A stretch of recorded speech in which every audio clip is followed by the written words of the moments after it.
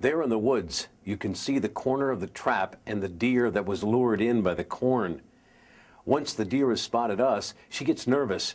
So ESF graduate student Amy Decken and her team rush in to retrieve the deer from the trap and tranquilize her. They're successful. She looked great. Yep. She was in really good body condition. Her weight was, I believe she was about 130 pounds, which is pretty good size for a doe. And no injuries from the trap. Everything looked great. Once safely subdued, they began work on the doe to make sure she stays healthy. Listen, you can hear the doe snoring. In processing, we're trying to do everything that we can to keep the animal's health at the forefront.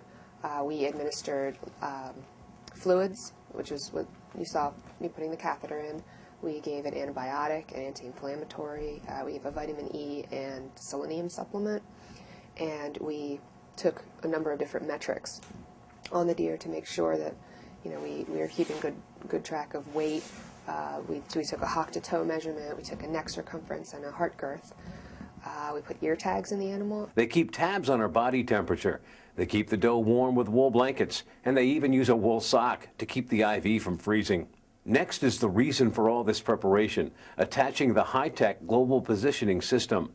The battery will keep taking readings every 5 hours for about a year.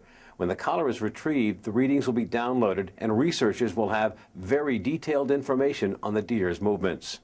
What we're trying to do is use the information that we're getting from these collars to sort of interpret how deer see the landscape and how they navigate it, how their movement behavior more or less dictates where a disease might spread, a contagious disease, between populations of individuals. If we know that animals, have home ranges that overlap one another, we know that that's potentially a risk of a disease jumping. If we know that animals occupy very specific home ranges and rarely venture outside of those, we know that perhaps we can contain the disease in that way. If we can identify certain landscape or topographical factors that perhaps are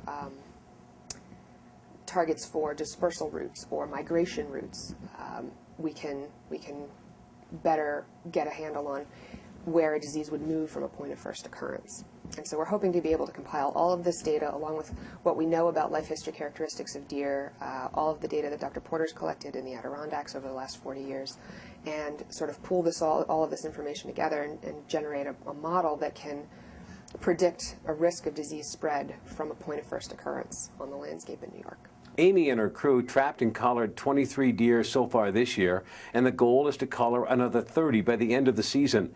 Last year they collared 24 deer and have recovered a third of those tracking systems with some very interesting early data.